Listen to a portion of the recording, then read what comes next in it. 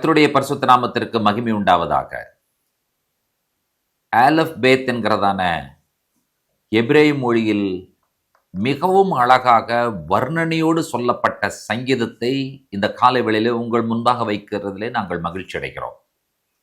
இந்த சங்கீதத்தை தியானிக்கும் பொழுது உங்களுடைய வேதாகமம் திறந்திருக்க வேண்டும். நீங்கள் வேதாகமத்தினுடைய வசனங்களை நீங்கள் பார்க்க வேண்டும். இந்த சங்கீதம் எபிரேய மொழியினுடைய அகர வரிசைப்படி எழுதப்பட்ட ஒரு சங்கீதம். இங்கிலீஷில் இதை அக்ரோஸ்டிக் சாம் என்று சொல்லுவார்கள். நீங்கள் கேட்கலாம், எபிரேய மொழியில் 22 எழுத்துக்கள் இருக்கிறதே, இதில் வெறும் 10 வசனங்கள் தானே இருக்கிறது என்று சொல்லி. இந்த 10 வசனங்களுக்குள்ளாக 22 எழுத்துக்களை அவர்கள் இந்த சங்கீதத்தை எழுதியிருக்கிறார்கள். ஆகினால இந்த சங்கீதத்தினுடைய ஒவ்வொரு எழுத்துக்கும் எந்த வசனம் அங்கே குறிப்பிடப்பட்டிருக்கிறது, எந்த வார்த்தைகள் அங்கே குறிப்பிடப்பட்டிருக்கிறது என்பதை நான் வரிசையாக சொல்லிக் கொண்டு வரும் பொழுது நீங்கள் வேதாகமத்தை பின்தொடர்ந்து வாசித்துக் கொண்டே வர வேண்டும் என்பது என்னுடைய அன்பான வேண்டுகோள். ஆலஃப், கர்த்தரை முழு இருதயத்தோடும் துதிப்பேன். பேத், செம்மையானவர்களுடைய சங்கத்திலும் சபையிலும். கிமல், கர்த்தரின் செய்கைகள் பெரியவைகளும். டாலத், அவைகளில் பிரியப்படுகிற எல்லாராலும் ஆராயப்படுகிறவைகளுமாய் இருக்கிறது. ஹே, அவருடைய செயல் மகிமையும் மகத்துவமும் உள்ளது. வாவ், அவருடைய நீதி என்றென்றைக்கும் நிற்கும். ஜெயின், அவர் தம்முடைய அதிசயமான செய்கைகளை நினைவு கூறும்படி செய்தார். ஹேத், கர்த்தர் இரக்கமும் மன உருக்கமும் உள்ளவர். டேத், தமக்கு பயந்தவர்களுக்கு ஆகாரம் கொடுத்தார்.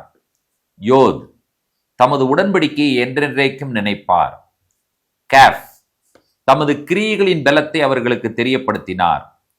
லாமெட், ஜாதிகளின் சுதந்திரத்தை தமது ஜனங்களுக்கு கொடுத்ததினால். மீம், அவருடைய கரத்தின் கிரியைகள் சத்தியமும் நியாயமுமானவைகள். நூன், அவருடைய கட்டளைகள் எல்லாம் உண்மையானவைகள். சாமெக், அவைகள் என்றென்றைக்கும் உள்ள சதா காலங்களுக்கும் உறுதியானவைகள். ஐன், அவைகள் உண்மையும் செம்மையுமாய் செய்யப்பட்டவைகள். பே, அவர் தமது ஜனத்திற்கு மீட்பை அனுப்பி. ஜாடே, தமது உடன்படிக்கையை நித்திய உடன்படிக்கையாக கட்டளையிட்டார். கோஃப், அவருடைய நாமம் பரிசுத்தமும் பயங்கரமுமானது. ரேஷ், கர்த்தருக்கு பயப்படுதலே ஞானத்தின் ஆரம்பம். ஷீன், அவருடைய கற்பனைகள்படி செய்கிற யாவருக்கும் நற்புத்தி உண்டு. டாவ், அவர் புகழ்ச்சி என்றென்றைக்கும் நிற்கும். இதிலே யோத் என்கிறதான எழுத்து 10வது எழுத்து. அந்த எழுத்திற்கான வசனத்தை நீங்கள் கவனித்தீர்கள் என்று சொன்னால், தமது உடன்படிக்கை என்றென்றைக்கும் நினைப்பார். யோத் என்ற எபிரேய எழுத்திற்கு ஹேண்ட் என்பது வேர்ட் பிக்சர். அதாவது யோத் பார்த்தீங்கன்னு சொன்னா ஒரு சிறிய எழுத்து இருப்பதிலேயே very tiny letter, or we can say the tiniest letter. அது எந்த இடத்திலிருந்து அவர்கள் எடுத்திருக்கிறார்கள் என்று சொன்னால், இந்த வலது கையினுடைய இவ்வளவுதான், முழுமையாக போகக்கூடாது, நீ இதிலிருந்து இது வரைக்கும் அவ்வளவுதான். This is the letter they formed. இதிலிருந்து எடுத்திருக்கிறார்கள். அப்போ அது பார்த்தீங்கன்னு சொன்னா உடன்படிக்கை என்று சொல்லி இங்கே சொல்லப்பட்டிருக்கிறதை கவனிங்கள். தமது உடன்படிக்கை என்றென்றைக்கும் நினைப்பார். உடன்படிக்கையினுடைய பொருள் என்னவென்று சொன்னால், நாம் நம்முடைய கையை இன்னொருவருடைய கையோடு சேர்த்து இணைத்து உடன்படிக்கை செய்வது. அதனால்தான் இங்கே யோத் என்கிற எழுத்திற்கு அது கொடுக்கப்பட்டிருக்கிறது என்பதை நீங்கள் புரிந்து கொள்ள வேண்டும். நம்முடைய ஆண்டவர் யார் என்று சொன்னால், கிரியைகள், பேச்சில் அல்ல, கிரியைகளில் செயல்படுகிற ஒரு ஆண்டவர். அதனால சங்கீதக்காரன் சொல்லுகிறார், என்ன சொல்லுகிறார்? தமது உடன்படிக்கை என்றென்றைக்கும் நினைப்பார் என்று சொல்லி சங்கீதக்காரன் சொல்லுகிறதை நீங்கள் கவனிக்கிறீர்கள்.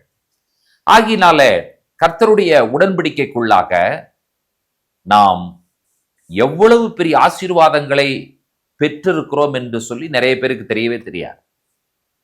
உடன்படிக்கை, தேவனுடைய உடன்படிக்கைக்குள் நீங்கள் வந்து விட்டீர்கள் என்று சொன்னால், கர்த்தருடைய உடன்படிக்கைக்குள்ளாக எல்லா ஆசீர்வாதங்களும் இருக்கிறது.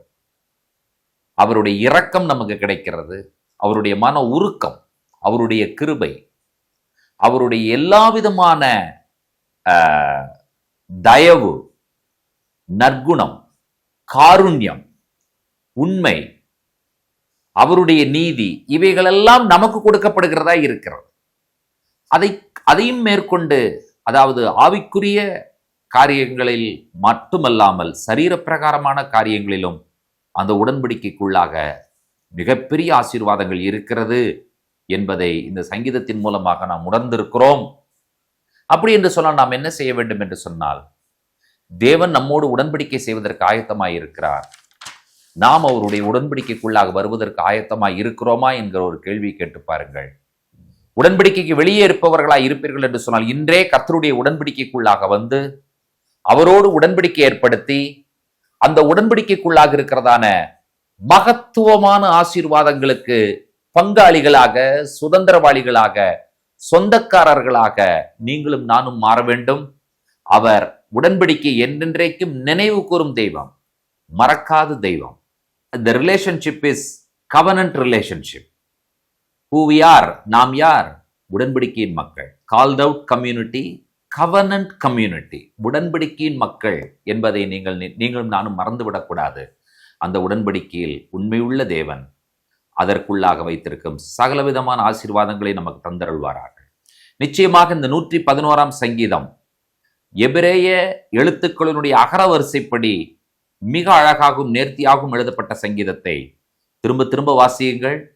ஆலஃபிலிருந்து தவ் வரை 22 எழுத்துக்களுக்கும் இந்த சங்கீதம் மிக அழகாக வரையறுக்கப்பட்டு இன்றைக்கு நம்முடைய கரங்களிலே கொடுக்கப்பட்டிருக்கிறது என்கிறதான சந்தோஷமான செய்தியோடு கூட நாம் உடன்படிக்கையின் மக்கள், அவருடைய உடன்படிக்கைக்குள்ளாக நாம் பாதுகாப்பாக இருக்கிறோம், ஆசீர்வாதமாக இருக்கிறோம், சந்தோஷமாக இருக்கிறோம், மகிழ்ச்சியோடு இருக்கிறோம் என்கிறதான செய்தியையும் பரிசுத்த ஆவியானவர் மூலமாக இந்த காலவெளியில நாம் பெற்றிருக்கிறோம். ஜெபிப்போம். உன்னதங்களில் வாசமாய் இருக்கிற எங்கள் அன்பின் நல்ல ஆண்டவரே, இந்த ஆசீர்வதிக்கப்பட்ட அற்புதமான காலை பொழுதிலே ஆண்டவரே, நாங்கள் உடன்படிக்கையின் மக்கள் என்பதிலே நாங்கள் பெருமகிழ்ச்சி அடைகிறோம். அதை நாங்கள் மிகப்பெரிய பாக்கியமாக எண்ணுகிறோம். எத்தனையோ பேருக்கு கிடைக்காத இந்த பாக்கியத்தையும் ஸ்லாக்கியத்தையும் எங்களுக்கு கொடுத்து எங்களோடு உடன்படிக்கை ஏற்படுத்தி, உடன்படிக்கை ஏற்படுத்தினது மட்டுமல்லாமல் அந்த உடன்படிக்கை எப்பொழுதும் நினைவு கூறுகிற ஒரு தெய்வமாகவும் நீர் இருக்கிறீர். அதற்காக நாங்கள் நன்றிகளையும் துதிகளையும் ஸ்தோத்திரங்களையும் ஏறெடுக்கிறோம். ஆண்டவரே, எங்கள் ஒவ்வொருவனுடைய வாழ்க்கையும் குடும்பமும் பிள்ளைகளும் உமக்குள்ளாக மிகவும் பத்திரமாகவும் ஆசீர்வாதமாகவும் இருக்கிறோம் என்பதை உறுதி செய்து கொள்கிறோம். துதி கன மகிமை உமக்கே ஏறெடுக்கிறோம். இயேசு கிறிஸ்துவின் வல்லமையான நாமத்தில் வேண்டுகிறோம் பிதாவே, ஆமேன். நம்முடைய கர்த்தராகிய இயேசு கிறிஸ்துவின் கிருபையும் பிதாவாகிய தேவனுடைய அன்பும் பரிசுத்த தேவாவியானவருடைய அந்யுன்ய ஐக்கியமும் சிநேகமும் நம்ம நீரோடும் கூட கர்த்தருடைய வருகை பரியந்தம் நீடித்து நிலைத்திருப்பதாக. ஆமேன், ஆமேன். கர்த்தருடைய கிருபையும் சமாதானமும் பெருகுவதாக. ஷலோம்.